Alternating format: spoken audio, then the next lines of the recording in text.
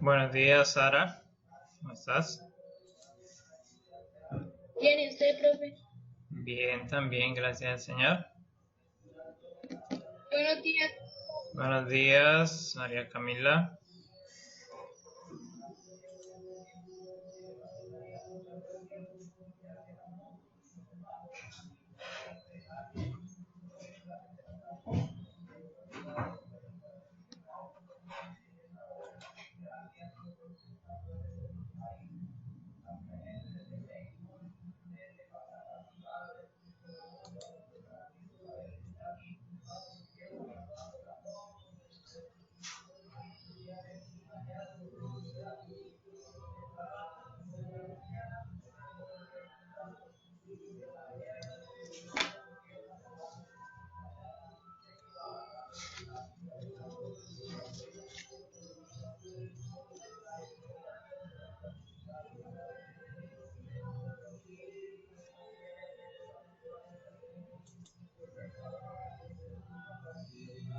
Hola, profe, buenos días.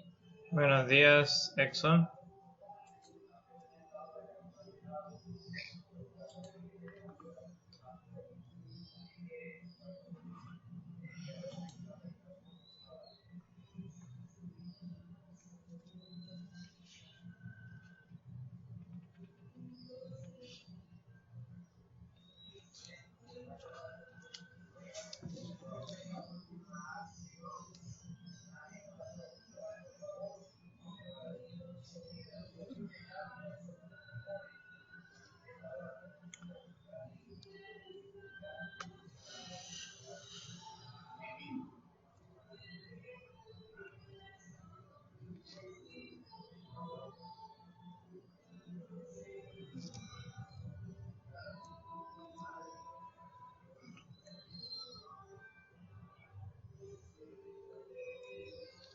Bien, allí donde están, les invito para que inclinen su rostro. Vamos a orar.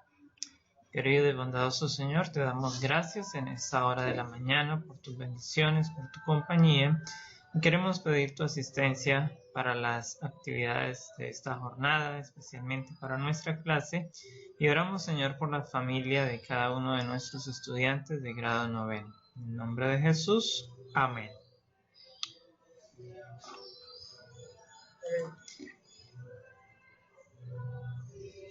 Bien, esta es nuestra última clase de encuentro presencial del área de filosofía.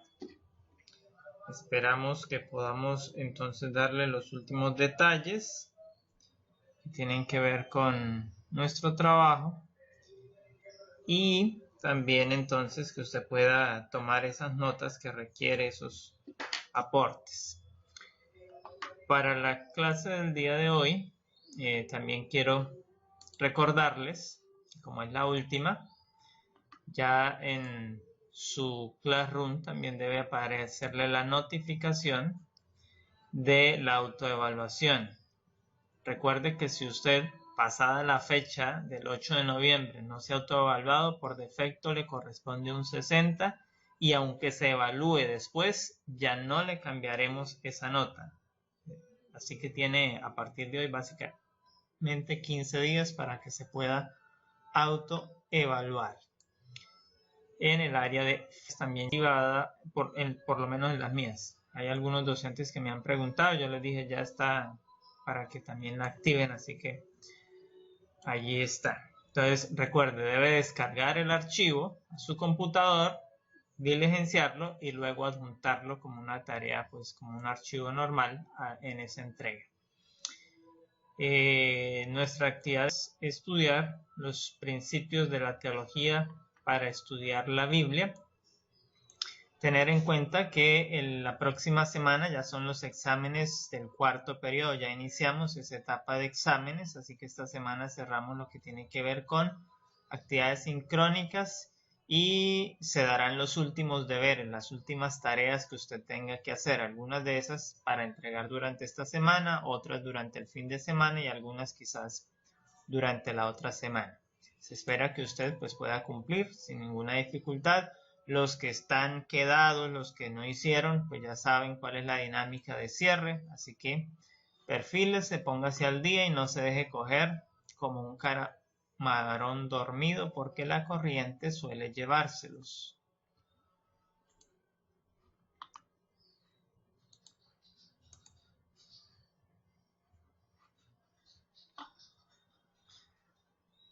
Entonces, la clase anterior estuvimos trabajando lo que es la teología como tal, la ciencia que parte desde la filosofía para el estudio de Dios y del campo de lo que llamamos sobrenatural, es decir, aquellos que están en la dimensión espiritual, que dentro del mundo de las ciencias pues corresponde al estudio de las paraciencias, no de las ciencias oficiales, sino de unas pseudociencias que no han sido aceptadas como ciencias, pero que realizan estudios como la parapsicología, que estudia los fenómenos de lo paranormal y todas estas eventos. También está la ufología y otros contextos que se encargan de estos estudios.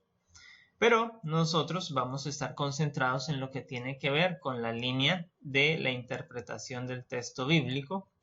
Recordamos nuevamente lo que es teología, el estudio de Dios, y entonces por eso vamos a estar basados en el texto bíblico, porque no podemos estudiar a Dios saliéndonos del estudio bíblico de lo que consideramos el libro sagrado, que es la Biblia, la palabra de Dios. Entonces por eso es importante tenerlo allí. Eso en el contexto nuestro de ser cristianos, de ser pertenecientes a la fe cristiana, seguidores de Jesucristo. Porque si nosotros fuéramos judíos, entonces nuestra perspectiva en la teología estaría basada solo en el Antiguo Testamento, en lo que se conoce como la Torá. Pero si fuéramos musulmanes y practicáramos el Islam, entonces nuestra teología se basaría en el Corán. Si fuéramos hinduistas y estos, pues cada una de estas religiones tiene sus propios libros sagrados y por ende entonces la teología se basa en esos libros sagrados.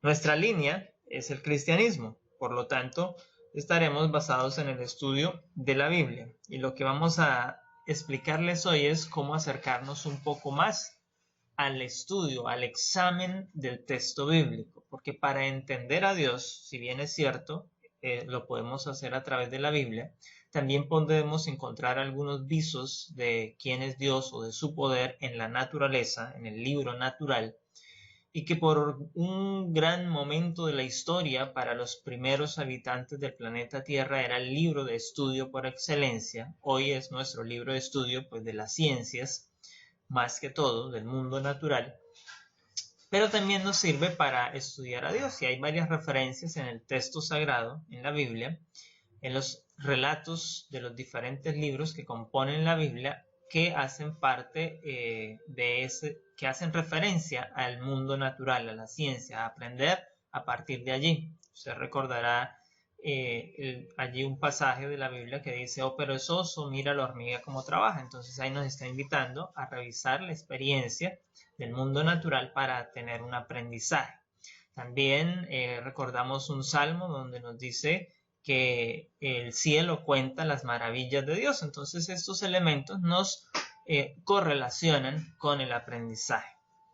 La historia, por supuesto, también nos da unos elementos importantes, pero el libro por excelencia para conocer a Dios es su palabra, la Biblia.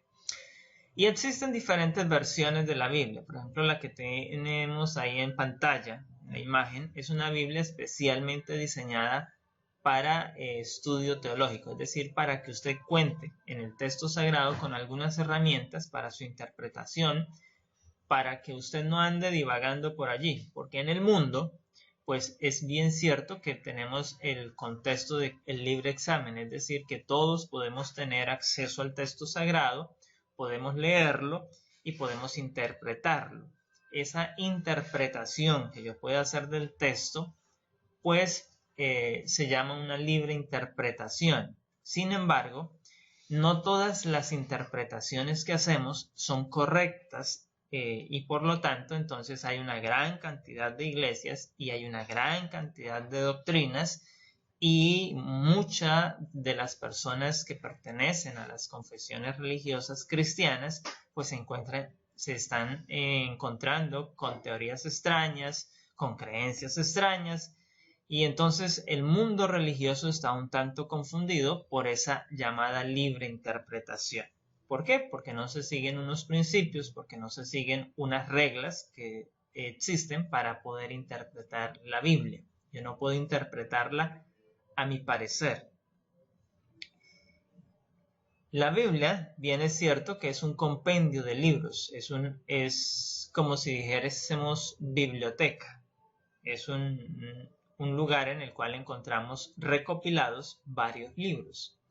No durante toda la historia ha estado así. En los tiempos de Jesús, nosotros podemos leer en Lucas el capítulo 4, cuando Jesús inicia su ministerio, dice que le alcanzaron los rollos del profeta Isaías, es decir, que la Biblia no era un libro, sino que era un rollo que se abría o se desenrollaba para leer el texto que estaba allí en el pergamino.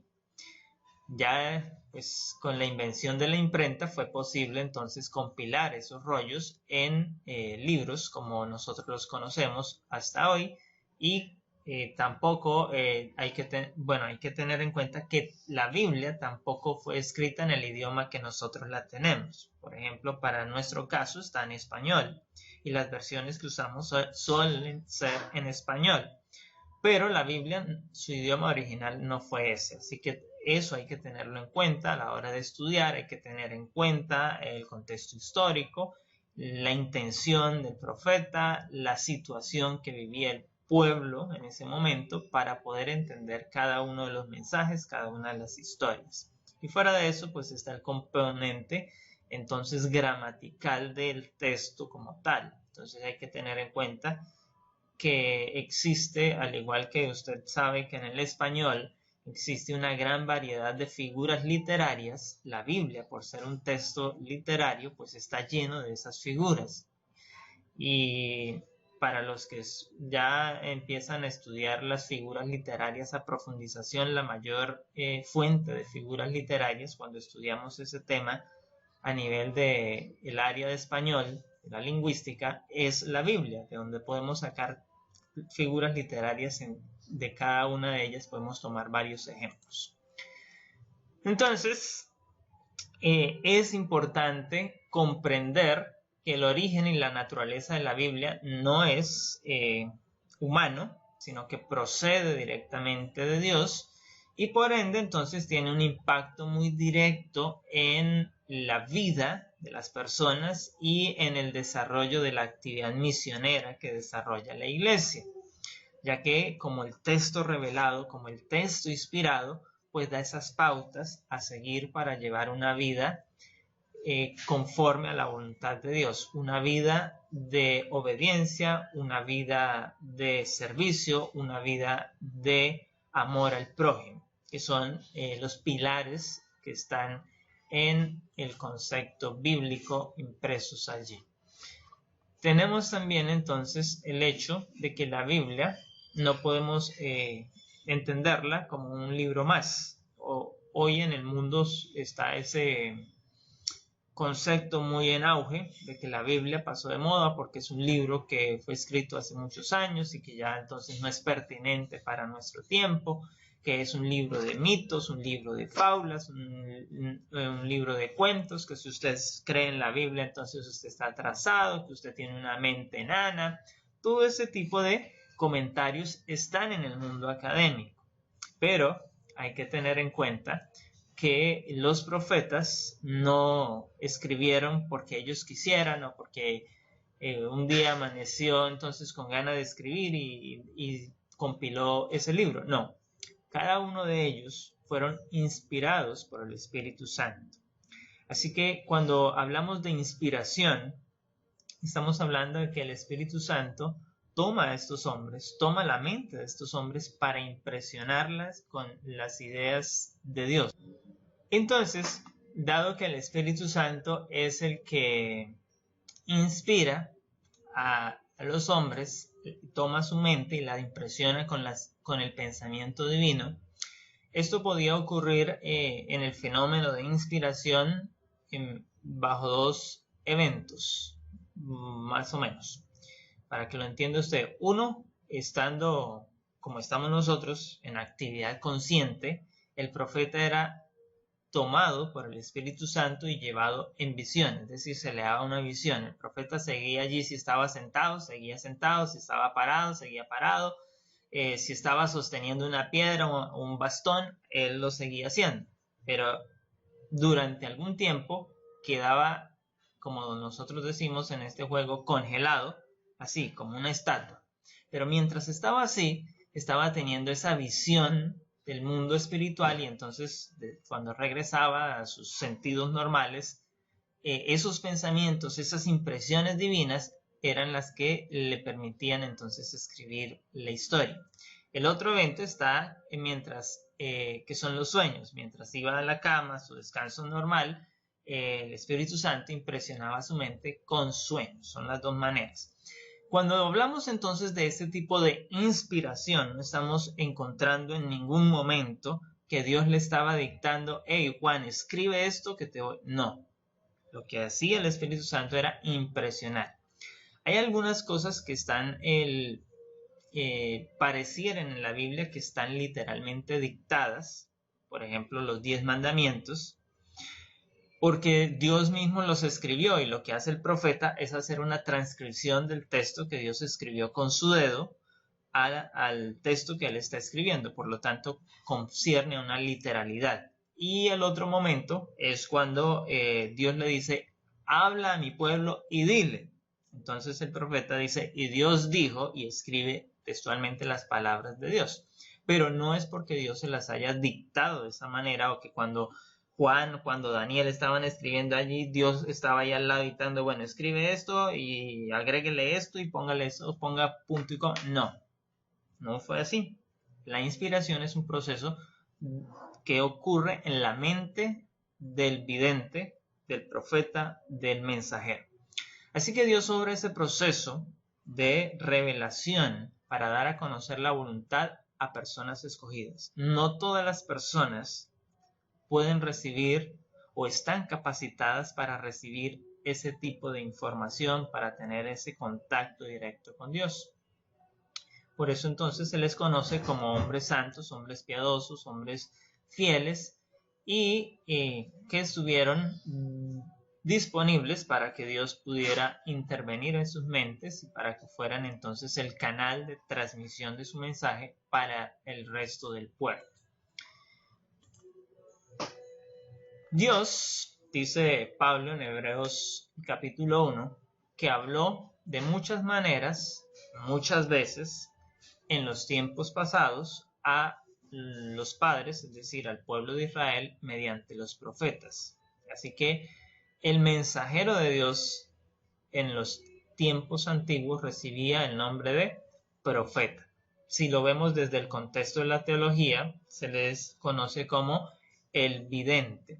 Y lo que el acto de recibir la visión, como lo leemos en el texto bíblico, en el término teología se le conoce como una epifanía. Entonces él estaba teniendo una epifanía, un encuentro con el mundo espiritual y estaba teniendo ese encuentro. Entonces, son términos que todavía se usan hoy y que de vez en cuando los escuchamos por allí, por lo menos en el lenguaje de la Iglesia Católica, se usa muy a menudo cuando dicen la epifanía de María, la epifanía de Jesucristo, la epifanía de San Juan Apóstol, para hacer alusión a que hicieron una aparición en un lugar específico del mundo. Así que son términos que están dentro de la teología. ¿Listo? Entonces, hay que tener en cuenta que toda la escritura es inspirada por Dios. Eso está escrito en el mismo texto sagrado, en 2 Timoteo 3, 16 al 17. Allí se nos dice que Dios fue quien inspiró ese texto. ¿Y para qué lo inspiró? ¿Para qué es esa escritura que Dios inspiró a los hombres? Para enseñar, para redarguir, para corregir, para instruir en justicia, a fin de que el hombre Este término hombre no solo se refiere a los hombres como género masculino, sino como el término genérico de la especie humana que incluye al hombre y a la mujer. Entonces, allí lo que nos está diciendo es que Dios espera que hombres y mujeres, sus hijos, sus seguidores, alcancen una perfección. Y esa perfección pues se va mostrando enteramente a través de las buenas obras. Jesús lo dijo de otra manera: por sus frutos los conoceréis. Entonces, si no lleva frutos, pues no pertenece a los hijos de Dios, no es seguidor de Dios, no es un practicante cristiano, sino que es un cristiano de palabra, un cristiano legalista, como aparece en la parábola del rico y el fariseo, perdón, del publicano y el fariseo, donde el publicano es el pobre, el que, Señor, perdóname, Señor, he pecado, Señor, soy un pecador, mi vida es terrible. Y del otro lado tenemos el contexto del fariseo: Señor, yo doy diezmos, yo voy a la iglesia, yo ayudo al pobre, doy... ¿Y Jesús qué dijo? Este se alaba y ya tiene su premio, pero aquel, refiriéndose al publicano, bajará a su casa justificado. Entonces, está de manifiesto eso. Entonces, todo el verdadero aprendizaje a lo largo de la vida, como vimos en el tema anterior, requiere de fe, requiere de amor, y hablando en el término bíblico, pues es lo mismo. Se hace esa comparación con el aprendizaje que tenemos en el campo educativo, donde el niño aprende de los padres por fe. Si el papá le dice, el niño acepta lo que el papá le diga porque tiene una confianza depositada en el padre, en su madre, independientemente si le están mintiendo, si le están diciendo algo incorrecto. Él tiene su confianza depositada en ellos, por lo tanto, confía y los ama, y lo que les digan para él será suficiente y aceptable. Entonces, en el mundo del estudio de la Biblia existe el mismo fenómeno. Si usted no tiene fe en Dios, si usted no ama a Dios, si usted no tiene esa confianza con Dios, pues al leer el texto bíblico no tendrá ninguna relevancia para usted. Será un libro más que usted está leyendo y no va a impactar su vida. Por eso, al acercarnos al texto bíblico, necesitamos entonces esa disposición de creer, de confiar en Dios, porque puede cambiar nuestra vida, porque puede ayudarnos, porque puede mejorar nuestras condiciones. Otro de los ejemplos que se puede citar es el de los artistas musicales. Ellos no pueden llegar a dominar el arte de la técnica para conquistar escenarios, para ser auténticamente famosos o bien instruidos en el arte musical, si no tienen ese amor por la música, ese amor por el instrumento que están interpretando, con el cual están haciendo música. Entonces es necesario que el músico tenga esa pasión, tenga esa entrega hacia esa disciplina que es la música, para que él sobresalga, para que él desarrolle. Y eso entonces nos permite tener este otro elemento comparativo o ilustrativo de lo que es el estudio de la Biblia. Entonces, por eso para muchos jóvenes hoy, aunque estudien en un colegio cristiano, aunque vayan a la iglesia el sábado o el domingo, según la confesión religiosa a la cual pertenezcan, la Biblia no les es de interés porque tienen pasiones, como decía Pablo, juveniles. Les interesa más el fútbol, les interesa más ir a la iglesia de pronto porque allí está la chica, o en el caso de las chicas, el chico que le gusta. No van por aprender o por tener una relación con Dios, van es por otro interés. Y entonces la Biblia, el libro texto de Dios, les parece aburrido, harto, que pereza. Otra vez ahí está el diácono, otra vez ahí está el anciano, ahí está otra vez el pastor con esa sermoneadera, todas las veces dice lo mismo: qué pereza, qué jartera, mamá, yo ya no quiero ir a la iglesia, y terminan saliéndose de la iglesia.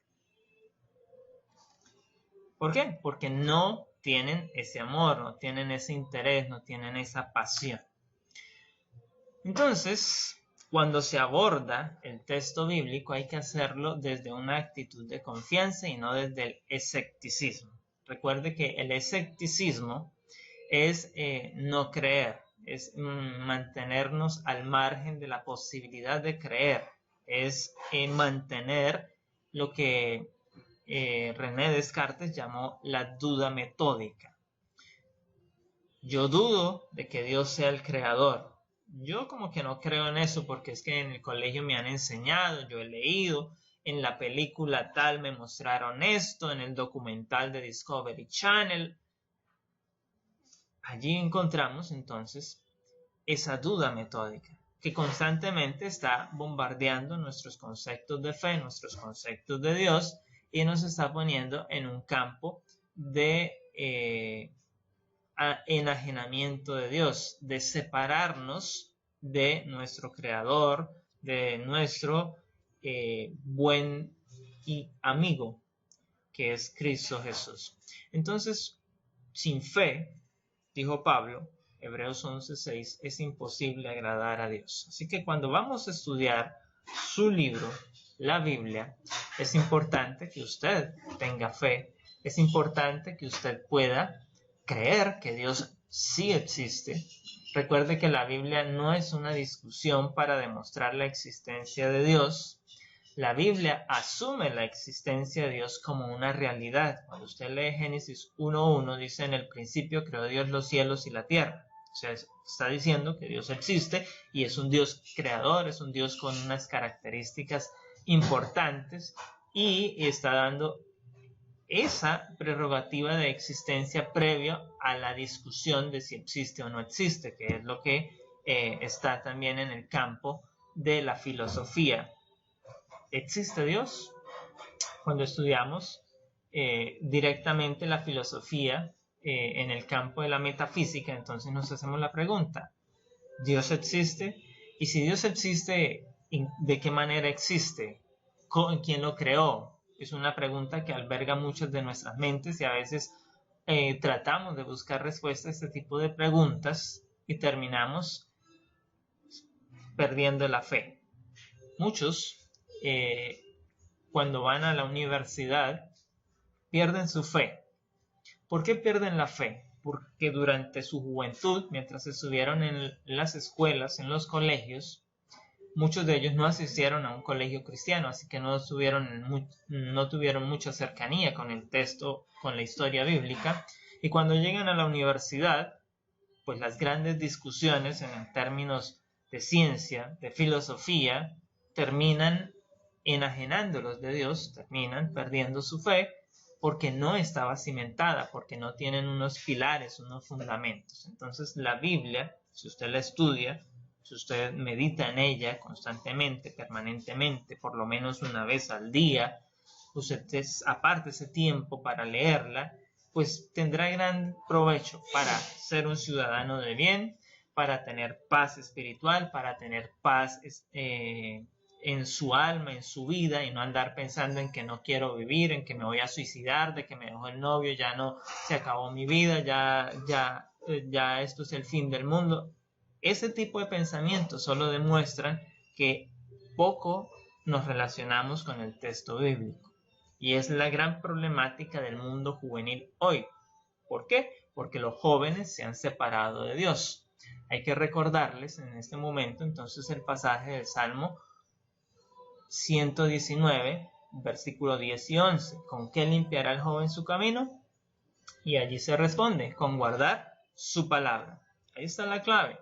Pero muchos de ustedes andan con ese tipo de dudas porque poco tiempo están dedicando al estudio del libro sagrado. Jesús fue uno de los maestros de los apóstoles, a pesar de que era Dios, a pesar de que vino a ser uno con los hombres. Jesús enseñó desde la perspectiva de maestro. Ya les había dicho que él inició su ministerio en una sinagoga y lo inició leyendo los rollos del profeta Isaías, del profeta mesiánico. Aquí tenemos otros pasajes, por ejemplo Mateo 5:17, donde estaba hablando con los discípulos en el Sermón del Monte, y los discípulos, Jesús le dice a los discípulos que no anden pensando que él vino a contrariar a los profetas, a rechazar la enseñanza de los profetas, que él no vino, allí dice textualmente, a cambiar la ley, o sea, los escritos de Moisés, los escritos de Dios, sino que vino a cumplirlos. Entonces ahí pone de manifiesto que hay que tener una obediencia por la palabra de Dios y la ley. Así que a lo largo del ministerio y la vida de Cristo no encontramos que él haya dudado de la autoridad de la relevancia de la Escritura. De hecho, cuando nosotros leemos las tentaciones de Jesús que ocurren en el desierto, una vez Jesús inicia su ministerio, encontramos entonces que Jesús cita la Escritura para hacer defensa, para enfrentar al diablo. Y el diablo también le citó la Escritura para hacerlo desconfiar de Dios. Así que ahí tenemos las dos posturas. En el mundo hay quienes usan la Biblia para hacernos separar de Dios. Pero eso significa que hay un tipo de interpretación de la Biblia que no es correcta, que no es debida y que va por una línea equivocada y que nos aleja de Dios. Jesús a los maestros de sus tiempos, en Mateo 22, 29 encontramos ese diálogo que estaban desarrollando y Jesús le dice, ustedes están ignorando las escrituras, ustedes están en el error, van por el camino equivocado, están desafiando el poder de Dios, lo están ignorando. Y eso es lo que pasa hoy en muchos de los hogares, que a pesar de que decimos somos cristianos, vamos a la iglesia, nuestros hogares no tienen tiempo para Dios. En nuestros hogares no hay lo que se llama el altar familiar, donde papá, mamá, hijos, todos los miembros de la casa se unan a adorar a Dios en un momento dado del día. Era una de las costumbres del antiguo Israel. Era un tiempo que se pasaba allí en el pueblo judío, donde cada hogar tenía un espacio para orar, para entregar su vida a Dios. Y dentro de la práctica ya religiosa común, entonces habían unas horas en el día en la cual se oraba. Y todavía, pues esas horas se mantienen por lo menos para los judíos. En la historia bíblica lo encontramos que habían unos sacrificios a unas horas determinadas, y a esa hora del sacrificio vespertino, del sacrificio matutino, que eran las 9, las 3 de la tarde, entonces a esa hora el pueblo hacía una oración especial. Pero hoy en día poco tiempo tenemos para dedicarle a Dios, porque vivimos en un mundo lleno de estrés, en un mundo agitado, un mundo que quiere las cosas para allá y no nos espera. Y Dios entonces ha pasado al último lugar, porque es que mi familia es primero, ir al médico es primero, ir a la escuela es primero, ir al supermercado, a la verdulería es primero. Hemos olvidado la prioridad. Y entonces la teología lo que es una invitación para que prioricemos. Recuerde que primero es Dios. Es el primer mandamiento. Honra a Dios con todas tus fuerzas, con toda tu mente, con toda tu energía. Y el segundo es semejante a este, dijo Jesús, ama a tu prójimo como a ti mismo. Entonces, ahí está. Dios nos da la capacidad de pensar y razonar. Cada uno de ustedes tiene unas posibilidades para desarrollar esa mente. Y cuando vamos al texto bíblico, a la historia, cuando leemos, hoy que tenemos las nuevas tecnologías en la pantalla, el texto, la historia bíblica, o cuando lo hacemos directamente desde el libro, de manera tradicional, la Biblia tiene el poder de abrir nuestra mente. ¿Cómo funciona eso? Es un misterio, pero a nivel de ciencia, a nivel de campo educativo, se ha logrado demostrar que eso funciona y que es así. Hay quienes aprenden a leer ya a los 40, 50, 60 años, porque durante sus espacios de juventud no pudieron asistir a una escuela, no tuvieron esas posibilidades. Aprenden a leer leyendo la Biblia.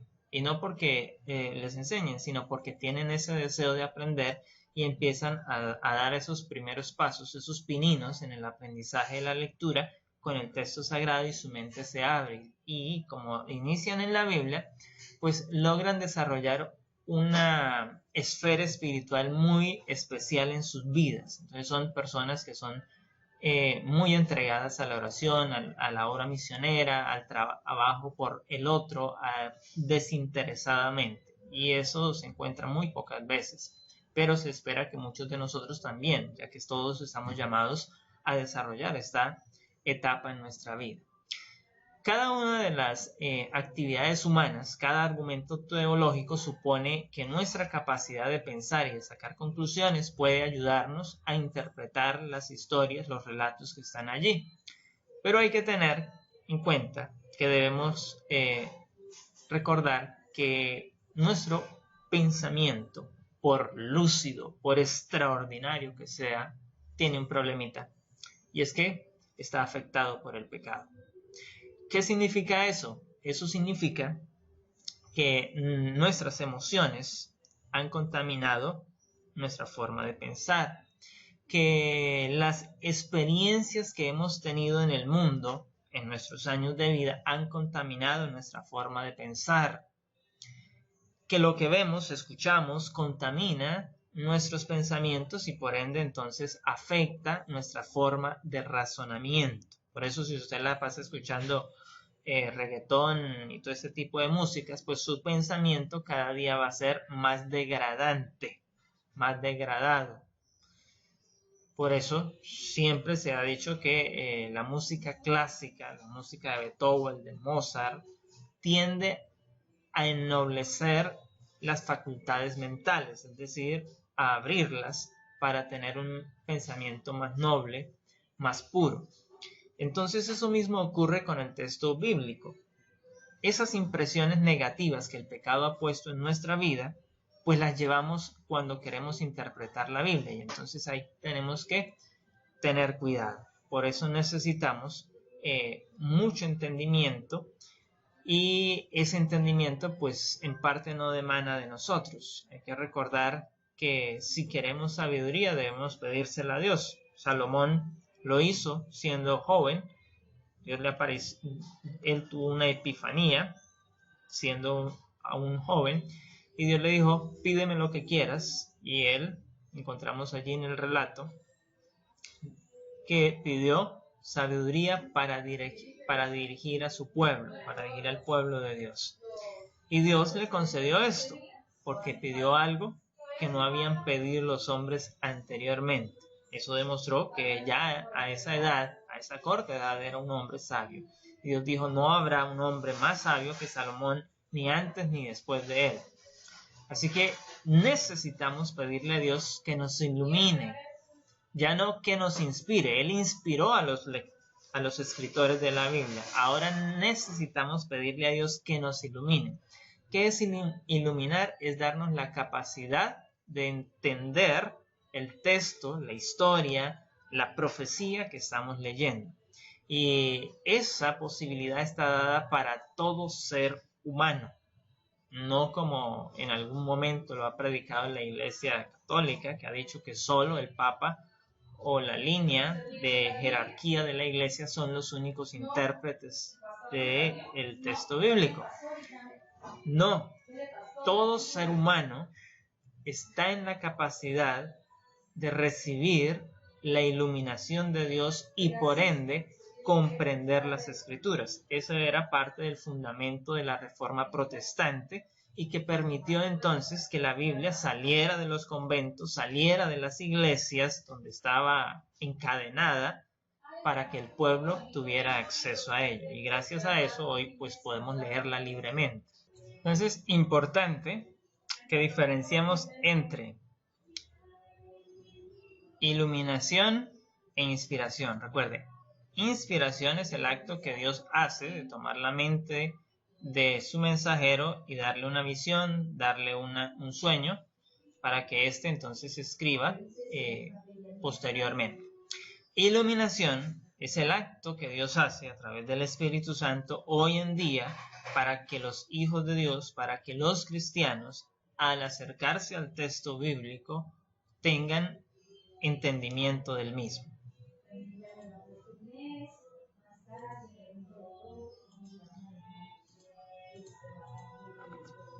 Entonces, recordemos que la Biblia por sí misma es comparada por el salmista, por David, en el Salmo 119, verso 5, con esa lámpara, con esa luz. Tu palabra es una lámpara a mis pies, es una luz en mi sendero. Y eso es realmente la palabra de Dios. Recuerde que el reino de Dios es el reino de la luz. Eso es importante tenerlo presente al estudiar la Biblia. Entonces, usted, digamos, en el campo del aprendizaje que andamos, usted no se va a las 9 de la noche, por así decirlo, a leer el libro o a repasar las notas para el examen de mañana teniendo la lámpara del cuarto apagada. Eso no es posible, porque usted necesita tener una lumbrera. Y la Biblia es esa lumbrera que nos ayuda a seguir un camino. ¿Un camino hacia dónde? Hacia la vida eterna. Ese camino, Jesús dijo, yo soy el camino, yo soy la verdad y soy la vida. Y Jesús nos fue dado como un camino para seguir. Pero la Biblia nos ha sido dada para que podamos entonces tener luz mientras transitamos ese camino, es decir, para saber qué hacer en determinados momentos, en determinadas circunstancias y poder tomar decisiones acertadas que no lamentemos posteriormente, porque terrible ha de ser haber creído que hemos llevado una vida recta, como les pasaba el caso del fariseo. He ido a la iglesia, he pagado los diezmos, he ayudado, he sido buena persona, no he matado a nadie, no he robado, ¿no? Y que el día postrero se diga, apartados de mí. Para el caso del fariseo, Jesús dijo, él ya recibió la recompensa aquí, todo el mundo lo alaba, pero no tiene riqueza espiritual. Recuerde que mientras estemos en este mundo material, en esta experiencia de vida, nosotros estamos sembrando para una vida futura, para un mundo futuro. Y es allí entonces donde este campo de la Biblia, del estudio de la teología, de acercarnos al texto bíblico, al conocimiento de Dios, es primordial. Como iglesia, desde nuestra perspectiva como adventistas del séptimo día, hemos sido considerados como el pueblo de la Biblia a lo largo de muchos años. Y eso se debe a que hemos hecho una defensa del estudio de la sola escritura, de ese principio que la Reforma Protestante defendía y que hoy se ha puesto otra vez en tela de juicio, porque la iglesia dominante, la iglesia católica, ha dicho que la Biblia ha dejado de ser relevante y que se requiere de un nuevo texto guía para la humanidad.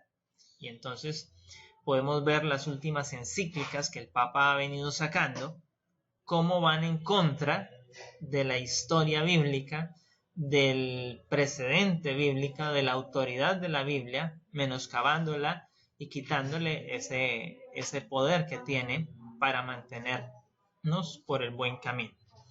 Entonces, como iglesia, hemos venido enseñando que la Escritura, la palabra de Dios, es la norma imperante para nuestra teología. Independientemente si usted va a es un pastor o no, usted necesita de esas concepciones teológicas. Teología no es solo ir y estudiar para ser pastor. Teología en el campus de la vida cristiana tiene muchos elementos en la experiencia religiosa del cristiano de a pie, del cristiano que sencillamente va y se sienta en la iglesia, o del cristiano que va y practica en la iglesia mediante algún cargo, entonces sirve en la iglesia. Eso pone de manifiesto entonces para él mucho más estas reglas teológicas con importancia. En el mundo tenemos otras fuentes que nos hablan de la teología, la experiencia religiosa, la razón humana, la tradición, es decir, lo que dijeron los padres de la iglesia, lo que dijeron los grandes rabinos, que son conocidos así. En el caso de la tradición de la iglesia cristiana, entonces los padres de la iglesia colocaron unos cimientos que la iglesia dominante dentro del cristianismo, la iglesia católica, sostiene con igual o mayor autoridad a la Biblia. Dentro de los judíos pues ocurre algo similar con el Talmud, que también recopila pues las tradiciones judaicas antiguas y que tienen una igualdad con el texto de la Torá y en algunos casos una prevalencia.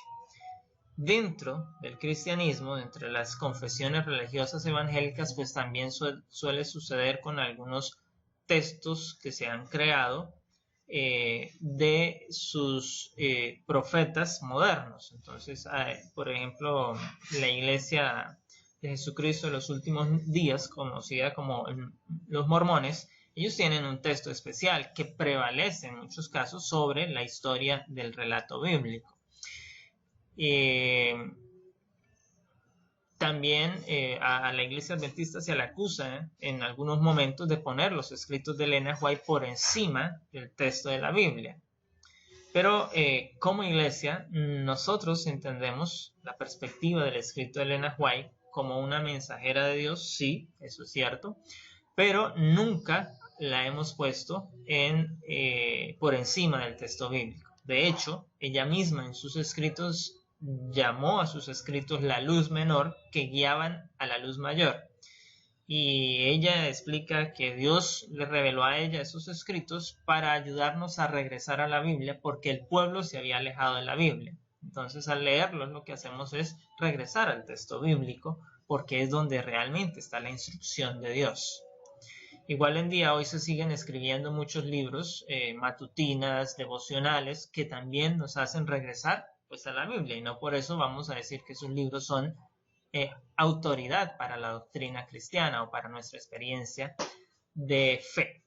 Entonces, a nivel de la Biblia, como nosotros sabemos, la Biblia fue escrita en 3 idiomas que no perduran en nuestros días.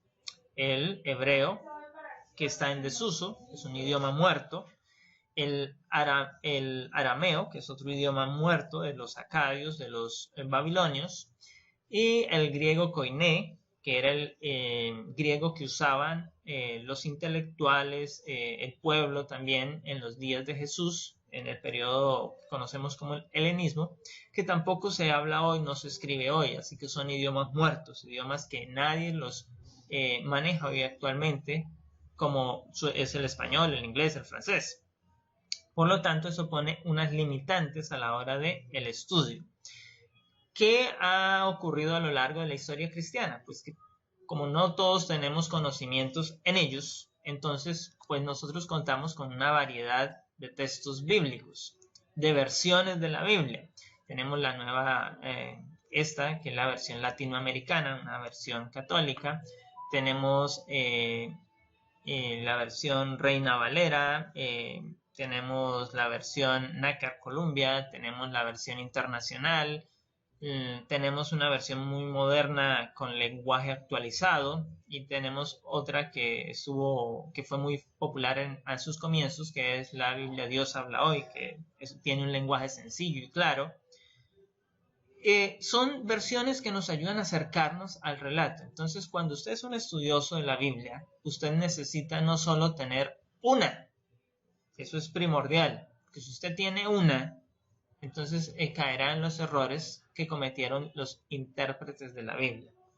Entonces, si usted va a predicar, si usted va a dar un estudio bíblico, va a requerir de por lo menos 2 o 3 versiones de la Biblia para comparar el texto que usted va a usar y ver cómo lo tradujeron al español en la versión Dios habla hoy, en la versión internacional, en la versión Reina Valera. El texto más usado entre las iglesias cristianas es el de Reina Valera. Las versiones católicas, recuerde que tienen pues 72 libros, porque ellos aceptan unos libros que para nosotros, los cristianos, los llamamos los libros deuterocanónicos, es decir, que están fuera del canon, que no son inspirados por Dios, sino que tienen unos relatos que pueden ir en contramedida con los otros libros que son parte de la Biblia. Por ejemplo, si leemos por allá en Baruch, en Primera y Segunda de Macabeos, vamos a encontrar por lo menos ejércitos espirituales, espectrales, que luchaban en favor del pueblo de Dios. Eso no lo encontramos en el resto de las historias bíblicas. Por lo tanto, está colocando allí un elemento místico de la literatura judía del momento intertestamentario, pero que por ende no puede ser usado para la doctrina cristiana. ¿Que nos ayuda a entender otros momentos? Sí. Entonces, esto es lo que conocemos como el hebreo. Aquí tenemos Génesis 1:1, las palabras originales.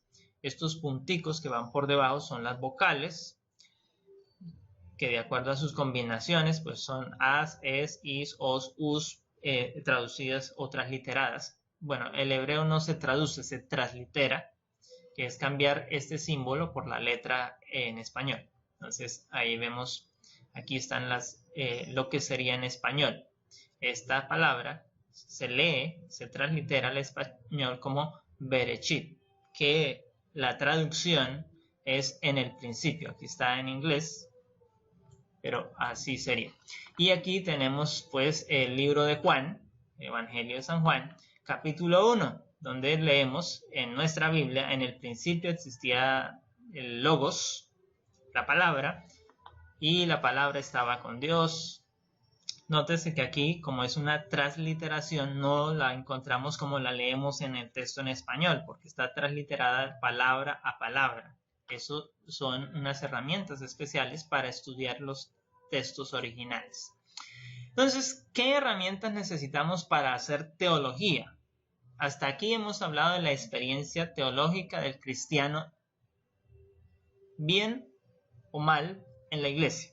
El que practique por lo menos la lectura de la Biblia, compare los textos bíblicos, tome nota cuando escucha la predicación y demás, ese va bien. El que solo vaya y escucha, pues pronto perderá lo que escuchó. Y no va tan bien. Va más hacia ser frío que caliente. Y recuerde que la invitación siempre es a ser caliente. Entonces, si usted quiere hacer buena teología bíblica, es decir, entender bien la Biblia, usted requiere de un llamado diccionario bíblico. Así como en español usted necesita el diccionario para entender ciertas palabras que le son difíciles, pues en la Biblia también existe un diccionario bíblico que tiene. ¿Cuál es su diferencia con el otro diccionario? Pues que nos explica las palabras desde la concepción bíblica. Entonces, es muy diferente, aunque puede estar explicando la misma palabra que el diccionario de la Real Academia, pero nos da otros visos, otras nociones de esa palabra en el contexto espiritual, en el contexto bíblico. Así que hay una gran variedad de diccionarios, y hoy con el uso de las herramientas tecnológicas, pues usted puede descargarlo ahí en el celular, en la tablet, en el computador y tenerlos a la mano. El más conocido, el más respetado de esa línea, pues es el Diccionario Bíblico Certeza, y hay otro que es el Diccionario Bíblico Vine. Son los dos más destacados, los de más autoridad en ese campo. Pero no son los únicos, hay otra gran variedad entre ilustrados y técnicos, y bueno. Así que ahí hay material que usted puede usar para interpretar la Biblia, y posiblemente entonces dentro de algún tiempo en su iglesia le nombren instructor bíblico.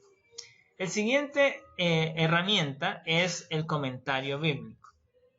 ¿Qué es el comentario bíblico? El comentario bíblico, pues, eran libros. Hoy, como le digo, son también programas para el computador o aplicaciones para la tablet o el celular. Entonces, esta herramienta lo que hace es tomar el texto escritural, es decir, el texto bíblico, cada frase, cada versículo, y explicarlo uno a uno. Así que no hay error a que usted vaya a hacer una interpretación diferente. Pero ¿cuál es la limitación que tiene? Pues que están dando una interpretación que está basada en una cosmovisión, en una cosmología, en una teología específica que era la de ese autor. Pero hay comentarios que tienen autoridad desde hace muchos años y que no han perdido esa autoridad, es decir, que son muy respetados en el mundo de la teología, y su análisis detallado nos permite comprender más el texto y así entonces hacer una interpretación adecuada del texto bíblico. Así que igualmente hay gran variedad de este material. Inclusive la Iglesia Adventista tiene uno que se llama el Comentario Bíblico Adventista, y este otro, que es el Comentario Bíblico Histórico. Está también uno que comenta solo los evangelios, o hay comentarios específicos de libros de los evangelios, del libro de Hechos, así. Entonces, importante esa herramienta. Una tercera herramienta que es muy válida y necesaria es la concordancia bíblica. Normalmente nosotros entendemos por concordancia una sección que encontramos en algunas de nuestras Biblias, de una lista de palabras, no muchas. Sí, esa es un ABC de lo que es una concordancia.